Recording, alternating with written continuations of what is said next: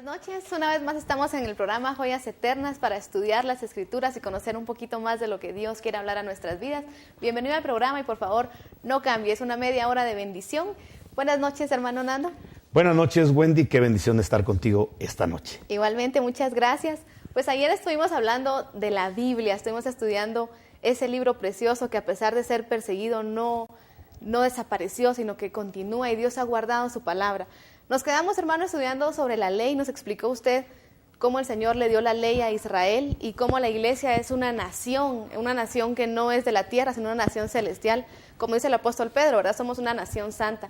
Y nosotros tenemos una ley distinta a la ley de Israel. Lo que Dios habló para la iglesia es un pacto diferente. La Biblia habla del antiguo pacto y el nuevo pacto. Y en eso nos quedamos. Ahora yo quisiera preguntarle algo.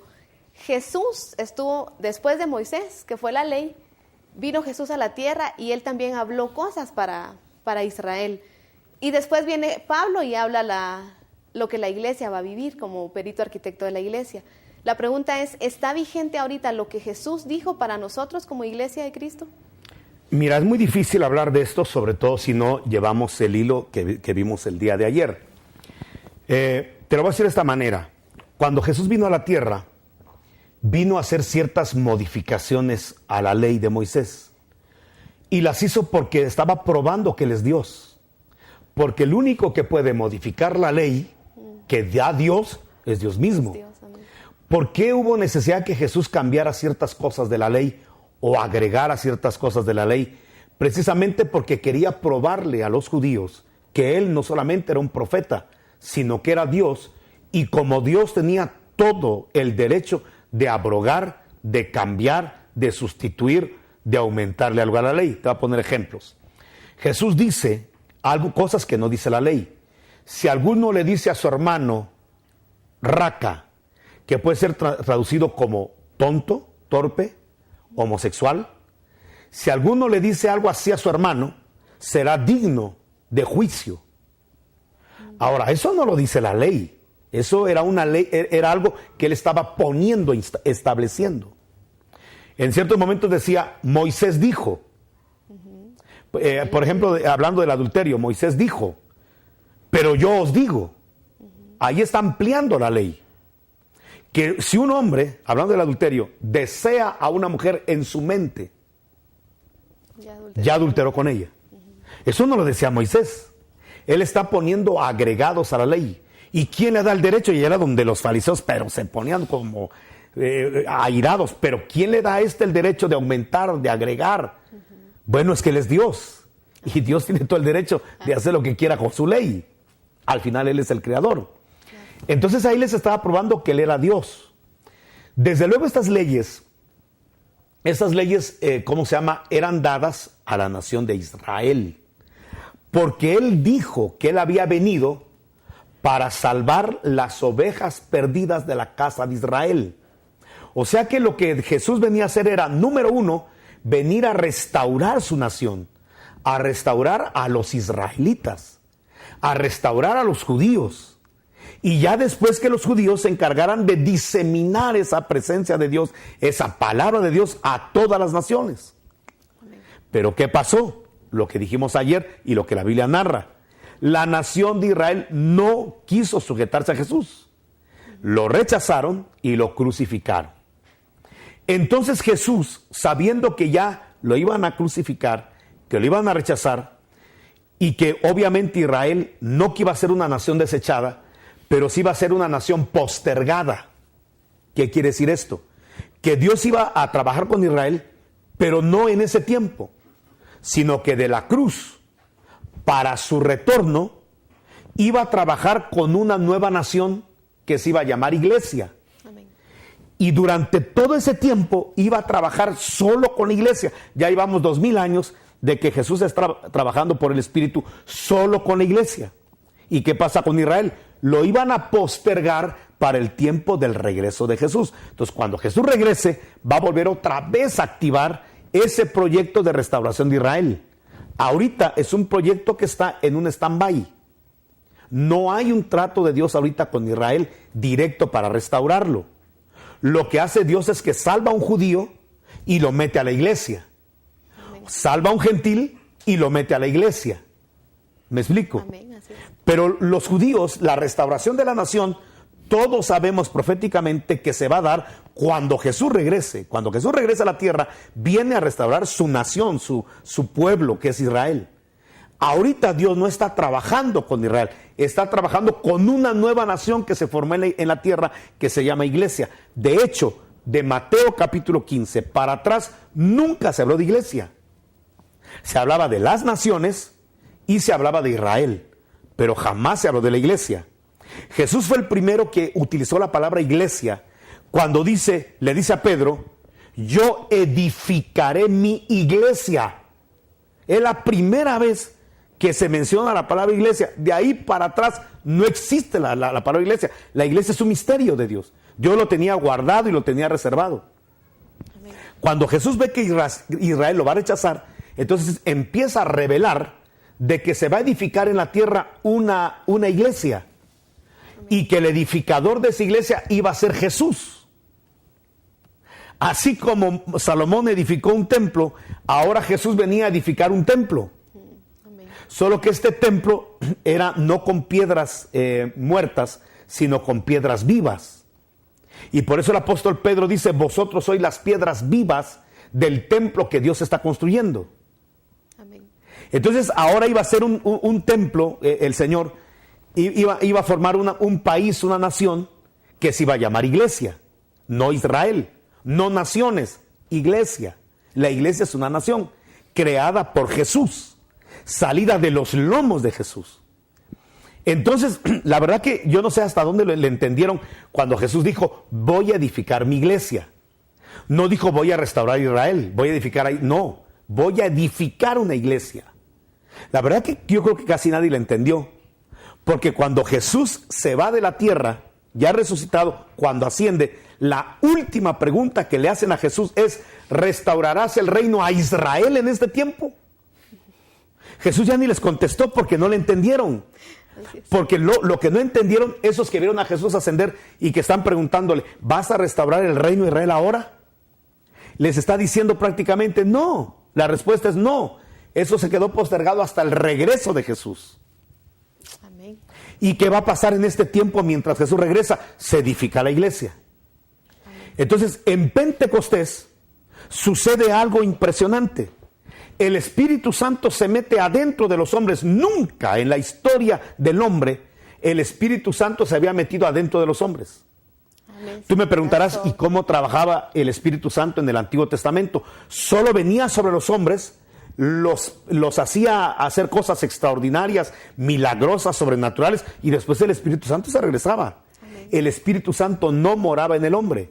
Pero a partir de Hechos de los Apóstoles, capítulo 2, que están reunidos en la fiesta de Pentecostés en el aposento alto, el Espíritu Santo desciende y se queda a morar con los hombres. Amén. Eso era algo fantástico, nunca había pasado. ¿Por qué? Porque ahí el Espíritu Santo está anunciando, hay una nueva humanidad en la tierra, hay una nueva raza en la tierra, hay una nueva nación. ¿Y cuál es la diferencia con las demás naciones? Que el Espíritu Santo mora en los ciudadanos de ese país. Amén. Amén. Ese país, reitero, se llama iglesia. Amén. Entonces, la iglesia de Cristo la conforman todas las personas de cualquier nacionalidad terrenal, pero que haya nacido de nuevo. El que ya nació de nuevo es parte de la iglesia. Yo no soy parte de la iglesia si me congrego en alguna congregación cristiana. Eso no me hace parte de la iglesia. Me hace parte de una organización. Pero para yo ser parte de la iglesia de Cristo, que no es una organización, tengo que nacer de nuevo. ¿Cómo nazco de nuevo? Primero me arrepiento y recibo a Jesucristo y le ruego a Jesucristo que entre a mi vida. Cuando Él entra a mi vida, yo me convierto un ciudadano de la iglesia, del nuevo país, de la nueva nación, porque nací de nuevo. Si yo no nazco de nuevo, aunque asista a una iglesia cristiana, no soy de la iglesia. Amén. Pertenezco a una organización cristiana, pero no soy de la iglesia de Cristo. ¿Qué me hace ser, reitero 1000 veces, ser parte de la iglesia de Cristo, de esa nueva nación? Pues lo que me hace es nacer de nuevo. Y ahora entonces ahí viene la pregunta, ¿y ahora qué vive la iglesia? Entonces los judíos se preguntaban, porque tú sabes que los que se convirtieron en el aposento alto eran judíos. Claro. Los 120 eran judíos. Hablaban en lenguas, pero eran judíos. Entonces la pregunta es, ¿y ahora cómo le hacemos? Porque en la ley de Moisés hay que circuncidar a todo judío. ¿Hay que circuncidar ahora a los de la iglesia? No. Entonces ya Dios levanta a Pablo y Pablo explica que no, que eso es para los israelitas, pero que la iglesia es una nueva nación. Y en esta nueva nación no necesitas circuncidarte, porque la circuncisión no es la del prepucio, del miembro varonil del hombre, sino que ahora la circuncisión de este nuevo país se hace en el corazón. Amén. Amén. Entonces cambia. ¿Y quién enseñó todo esto? Pablo. Por eso nosotros necesitamos, si somos miembros de la iglesia, leer a Pablo, porque Pablo trae los mandamientos para la iglesia. ¿Me explico? Amén. Ni siquiera Jesús trajo los mandamientos para la iglesia, por tu pregunta, porque Jesús trajo mandamientos para Israel. Amén. Y Moisés dio leyes para Israel. Nosotros no somos israelitas, somos de otro país que se llama iglesia. Amén. Lo que sí es cierto es que el mismo Dios de Israel es el mismo Dios de la iglesia, Claro. pero puso diferentes leyes. Te voy a poner un ejemplo. En Israel era muy loable y era un requisito que el hombre que entrara a la presencia de Dios entrara con la cabeza cubierta. Por eso el sumo sacerdote, cuando entraba al lugar santísimo, usaba una especie de sombrero que se llamaba mitra. Tenía que entrar con la cabeza cubierta. No sé si me explico. Sí, amén. Era una ley que el hombre que iba a entrar a la presencia de Dios se cubriera la cabeza. Hoy en día, el apóstol Pablo, cuando establece los mandamientos para la iglesia, dice que el hombre que ora o profetiza con la cabeza cubierta está faltándole el respeto a Jesucristo y lo está afrentando. Nota cómo cambia de lo judío, de las leyes judías, a las leyes de la iglesia. Amén. Alguien dirá, Dios se contradice. No, lo que pasa es que el velo que se ponían en la cabeza los sacerdotes anunciaban que el pacto y la gloria del Antiguo Testamento iba a terminar. Hoy en día, si nos cubriéramos los varones de la cabeza, estaríamos anunciando que estamos en un pacto que va a terminar. Y no, nuestro pacto ya no tendrá fin, porque nuestro pacto no se establece en la sangre de animales, nuestro pacto se establece en la sangre de Cristo. Nuestro pacto no se establece en el derramamiento de sangre y quema del cuerpo de un animal. El nuestro se estableció en el Cordero de Dios que vino a quitar el pecado del mundo. Por eso es de que ahora nosotros no nos cubrimos y los judíos sí se cubrían, porque estaban anunciando un pacto que iba a terminar. ¿Qué te quiero decir con esto? No es lo mismo las leyes que le dieron a Israel que las leyes que tenemos que vivir en la iglesia.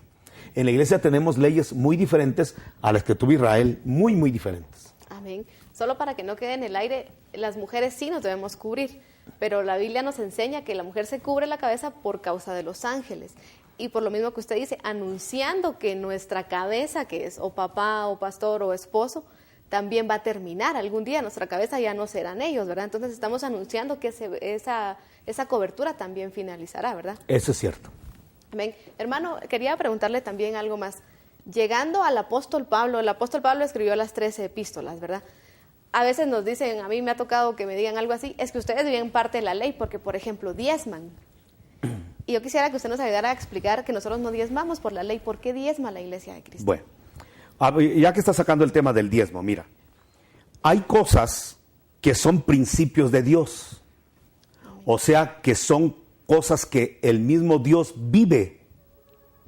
Hay cosas que están en el corazón de Dios, son inherentes a Dios. Amén. Y hay cosas que como son inherentes a Él, se las establece a los hombres. Mira, te voy a poner un ejemplo. En el caso, por ejemplo, del tiempo patriarcal que ya hablamos, Dios le hablaba y hemos dicho que le puso la ley a los hombres porque no había una Biblia. Entonces la ley Dios se la puso en el corazón a los hombres. Tenemos mucha evidencia bíblica, por ejemplo, Abraham. Abraham, cuando él peleó la batalla contra los reyes que habían conquistado Sodoma, donde vivía Lot, dice que Abraham, cuando regresó de la conquista, traía un botín extraordinario, millonario. Entonces dice que Melquisedec le salió al encuentro. No había una Biblia abierta, pero sí había en el corazón de Abraham, que era un amigo de Dios, y él no era circuncidado todavía. Todavía no se llamaba Abraham, él se llamaba Abram. Amén. Entonces dice que cuando venía de la guerra, se le activó la ley que hay en el corazón de los hombres. Y le dio el diezmo de todo a Melquisedec. Todavía no estaba vigente el sacerdocio levítico. Amén. Todavía la ley de Moisés no estaba vigente. Ni siquiera Moisés había pensado en nacer en la tierra. Y Abraham, muchos años antes, recibió por revelación, porque se le activó la ley natural, que cuando Dios le da una ganancia a un hombre, cuando Dios respalda financieramente a un hombre, el hombre tiene que diezmar, es decir, apartar el diezmo y dárselo al sacerdote. Y es lo que hizo Abraham. Abraham dice que le dio el diezmo de todo, pero no había ley. Y obviamente el sacerdote, Melquisedec, que es un sacerdote de justicia, es un sacerdocio de paz, un sacerdocio legítimo de Dios, recibió los diezmos. ¿Por qué no le dijo, no, Abraham, no diezmes porque todavía no se ha abierto la ley? No, le recibió los diezmos de todo lo que Abraham le dio, y Abraham dio el diezmo de todo. No existía la ley. Amén. Después viene el nieto de Abraham, que se llama Jacob. Y él salió sin ningún centavo de su casa. Él salió solamente con una redoma de aceite y una vara de pastor. Es lo único que pudo sacar de la casa. Pero cuando él se duerme en Betel y oye la voz de Dios y ve la visitación angélica que hay en ese lugar, se le vuelve a activar la ley que está en la conciencia, la ley natural. Amén. Y entonces se despierta impresionado de oír la voz de Dios, de que ahora ya conoce al Dios de su padre Isaac y de su abuelo Abraham, y gozoso, agarra lo único que tiene de valor, que es el aceite, y lo derrama sobre la roca. Empezó a ofrendar. ¿Y a quién le dijo a ese hombre que había que ofrendar? Y entonces gritó y dijo, cuando Dios me bendiga, ahorita porque no tengo más, pero dio todo lo que tenía. Amén. Así es. De todo lo que Dios me dé, apartaré el diezmo para él. No había ley, no había nacido Moisés, pero eso ya estaba en la conciencia de los hombres que tenían un encuentro con Dios. Se les activaba la conciencia de que el diezmo de todo lo que ganaban y producían tenía que ser llevado a la presencia de Dios. Entonces te das cuenta que ahí empezamos a ver un diezmo fuera de la ley. Amén. En una oportunidad llegaron los fariseos y los judíos y le gritaban a Jesús, nuestro padre es Abraham, nosotros tenemos por padre a Abraham. Entonces Jesús les gritó, si Abraham fuera su padre, entonces las obras de Abraham harían. Amén. ¿Cuáles son las obras de Abraham? Una de las obras de Abraham era diezmar. Entonces, ahora nosotros que somos hijos de Abraham por la fe, nosotros si decimos que nuestro padre es Abraham, bueno, hagamos las obras de Abraham. Amén. Y una de las obras de Abraham era que de todo lo que producía, de todo lo que ganaba, apartaba el 10% para llevarlo al sacerdote. Bueno, ahora resulta ser que vino la ley. Y en la ley de Moisés, dada a los judíos, ya se ordenó que se diezmara. En el tiempo de Abraham no se ordenó, era algo de conciencia. En el tiempo de Jacob no había ley, fue algo de conciencia. Bueno, ahora resulta ser que Jesús nos grita, hagan las obras de Abraham, como diciendo, revisen lo que Abraham hacía y háganlo. Y entonces, revisando las obras de Abraham, una de las obras de Abraham era diezmar, pues diezmemos. Pero hay algo impresionante, la Biblia dice que el sacerdocio de Leví, el sacerdocio de Aarón, ya no está vigente, que era el sacerdocio de los judíos, sino que ahora volvió el sacerdocio de Melquisedec. Amén. Entonces, si el sacerdocio de Melquisedec está vigente hoy, entonces está vigente que todos los que somos hijos de Abraham, de lo que nosotros recibamos, llevemos el diezmo. Porque el sacerdocio que está vigente es el de Melquisedec, y en el sacerdocio de Melquisedec se diezmaba. Amén. ¿Me entiendes? Sí. Entonces, quitémonos de la cabeza que el diezmo es algo de la ley, porque aunque sí estaba en la ley como un mandamiento y una ordenanza, realmente nosotros no diezmamos porque lo diga la ley de Moisés. Nosotros diezmamos y ofrendamos porque estamos en el sacerdocio de Melquisedec, y en el sacerdocio de Melquisedec se diezma. Te voy a decir algo muy fuerte. Nosotros no adulteramos, no porque lo diga la ley de Moisés. Nosotros no adulteramos porque lo dice la ley de Pablo. Amén. Nosotros no robamos, no porque lo dijo Moisés. No robamos porque lo dice Dios a través de Pablo. Nosotros no mentimos, no porque lo diga la ley de Moisés, sino porque nos lo dijo Pablo. Amén. Nosotros, si tú te das cuenta, no hacemos imágenes de Dios, ni nos postramos ante las imágenes de Dios, no porque lo diga Moisés, sino porque lo dijo el apóstol Pablo para la iglesia. Amén. Entonces, ¿qué contiene la ley? La ley, lo dice la Biblia, son figuras, son maquetas, para que nosotros podamos entender la doctrina de la iglesia. Amén. No sé Qué si... bonito. Por lo tanto, ¿están vigentes sí o no los 10 mandamientos?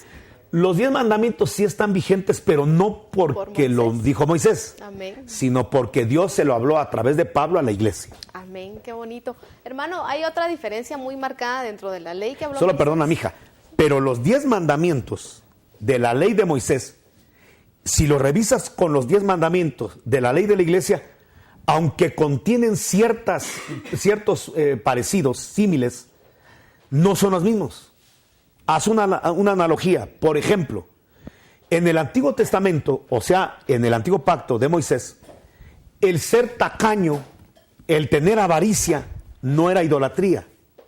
El apóstol Pablo ahora marca que la persona que ama el dinero y que no se conforma con lo que tiene, que quiere más y tiene esa avidez, es un idólatra.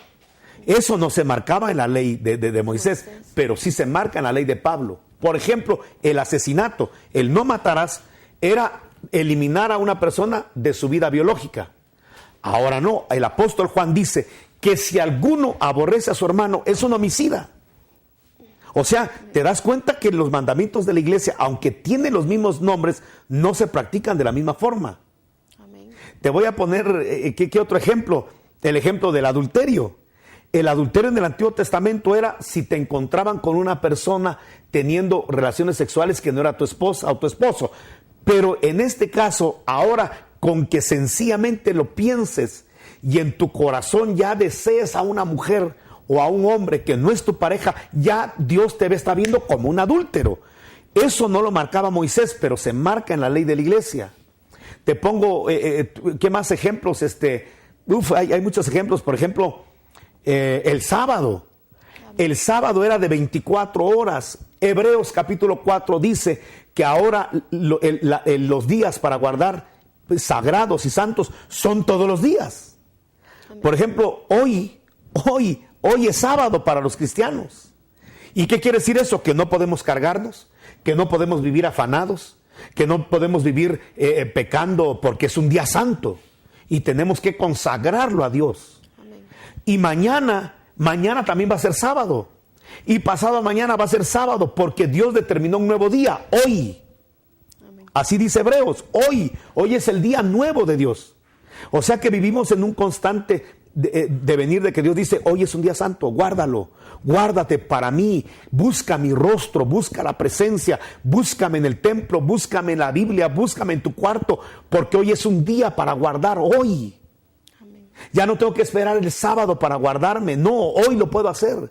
Mucho menos el domingo, que eso ni siquiera está registrado en la Biblia, pero hoy, mucha gente dice, no, yo guardo el domingo porque el domingo resucitó el Señor Jesús, pero nunca se ordenó que se guardara el día domingo porque Jesús había resucitado el día domingo. De hecho, mucho estudioso de Biblia cree que Jesús no resucitó el domingo, pero no es un tema que vamos a debatir ahorita, si Jesús resucitó el domingo, no nos interesa.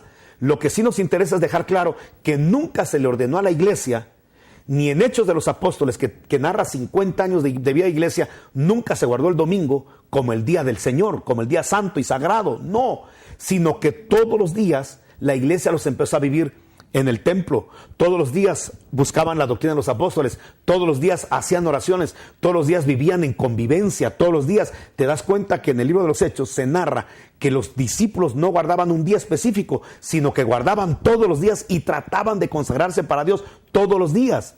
¿Por qué? Porque Pablo estableció que Dios determinó un nuevo día para guardar. ¿Cuál es ese día? Hoy, así lo dice Hebreos 4.